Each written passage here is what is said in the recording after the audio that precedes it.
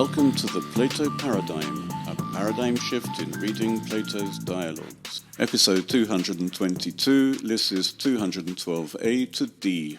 Socrates has set Menexenus up as the expert friend because he has experience of being a very good friend to Lysis, and Lysis is a very good friend to Menexenus.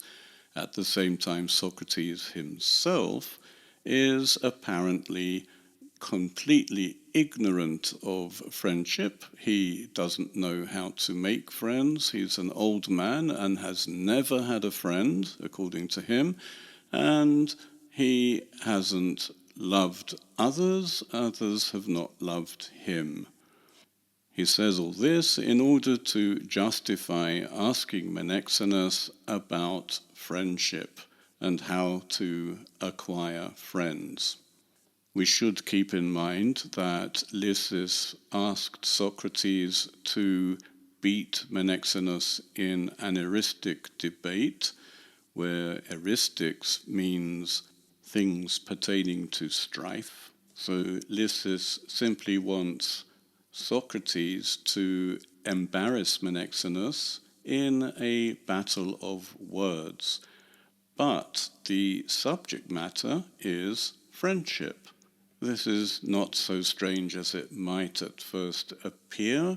Eristics can be on any subject. It really doesn't matter. The point is to get the audience laughing at one's opponent.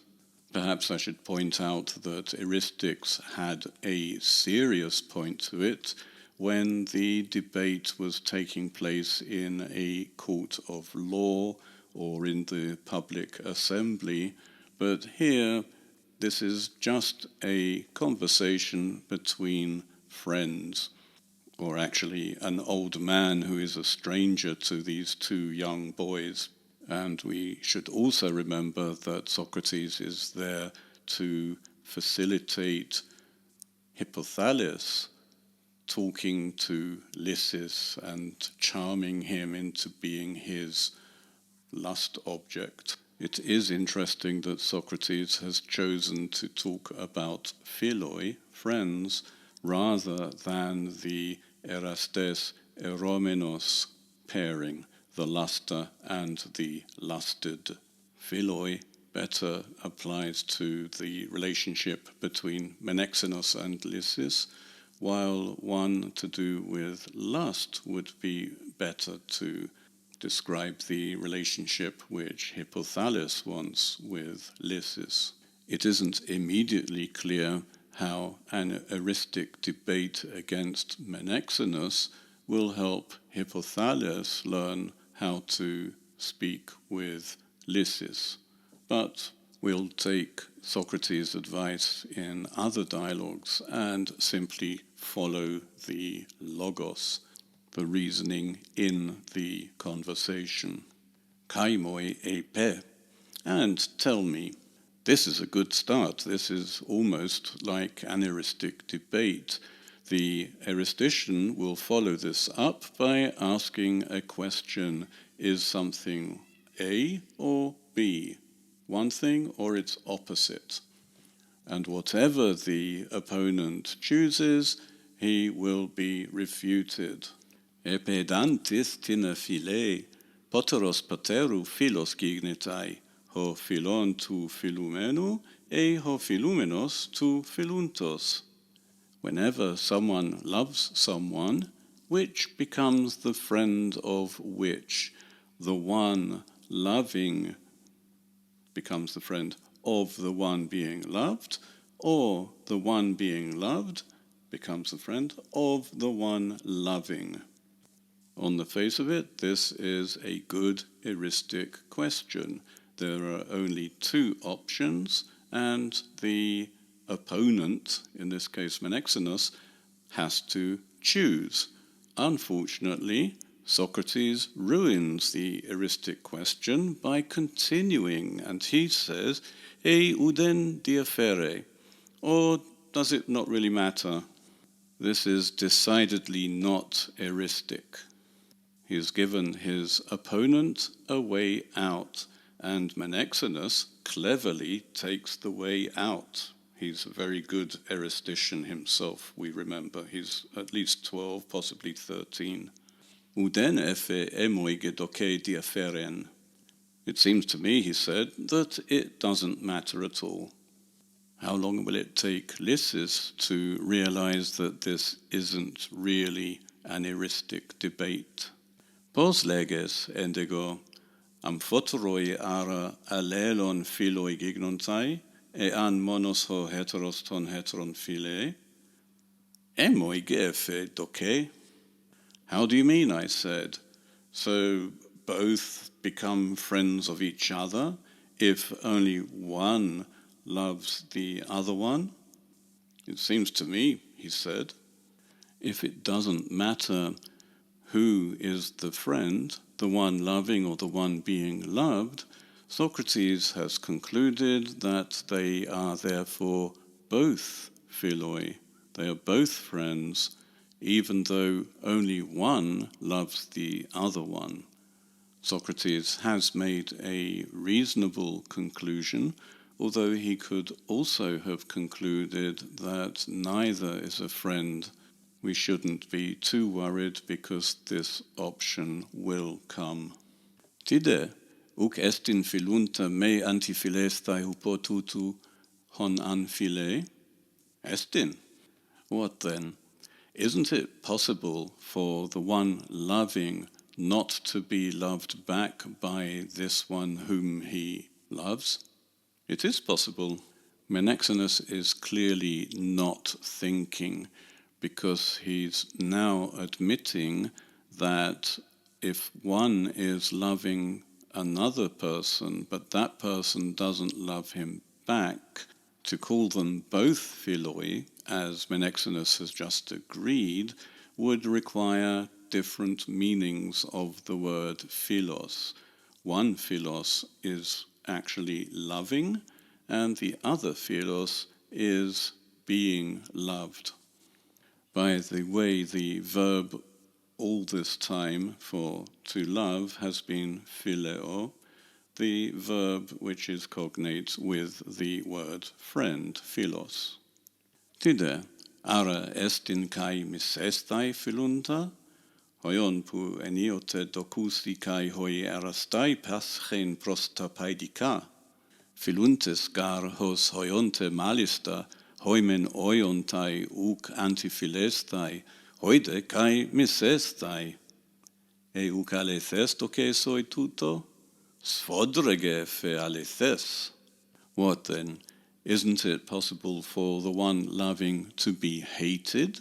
The sort of thing that sometimes the lusters seem to suffer with regard to their darlings. For loving, philuntes, as much as they can, some of them think that they are not loved back, while others think that they are hated. Doesn't this seem to you to be true? True indeed, he said, very much so. We have to wonder what Menexenus knows about lusting and being lusted. We aren't told in this dialogue who lusts after Menexenus, but presumably he is. Hippothales himself said that all of his friends lusted after various boys in this palaestra. And the second question would be whether Menexenus is the sort of lusted who simply doesn't love back, or who actually hates the one lusting him. His answer was quite vehement. We should also note that Socrates seems to be deliberately confusing between eros and philia, where even the erastes is said to love, phile only. Socrates nowhere uses the verb to lust, at least not in this section of the conversation.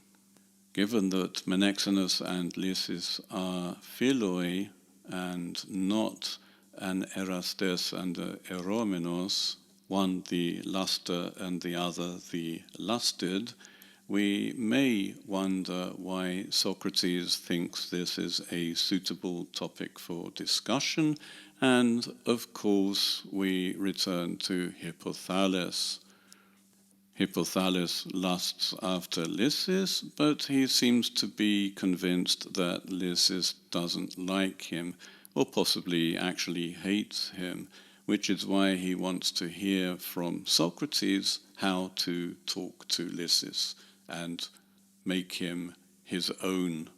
Socrates, however, is not talking to Lysis, and what he is saying at the moment is very confusing. This is not going to help Hippothales acquire or possess Lysis. At least not yet. This argument is very young. Uk un ento toiuto endego homen phile hode philetai? Nai. Then in such a case, I said, one loves and one is loved? Yes.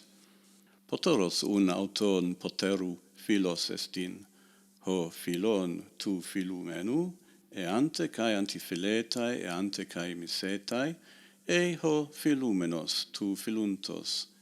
E udeteros au ento toiuto udeteru philos estin, an me amphoteroi alelos philosin. Eoikegun hutos echen. Which then is a friend of which? The one loving is a friend of the one being loved, whether he is loved back or even is hated. Or is the one being loved the friend of the one loving? Or again, in such a case, is neither friend of the other if both don't love each other? That seems to be the case. Socrates is deliberately confusing the issue. If he's talking about one loving and asking which of the pair is the friend, if only one is loving, that's a good question. But in this instance, he has the one loving, whether he is loved back or is hated, which means that in that case, if one is loving and being loved back, then actually both of them are loving and there's no problem, they're both friends. This is mutual love. Socrates has also added to the mix the question whether neither of them is a friend if only one loves. One option which had been mentioned earlier is that if only one loves, this still allows both to be friends. This one has been dropped. There is no friend if one loves and one is loved. It's getting a bit confusing at the moment. I hope he sorts things out soon.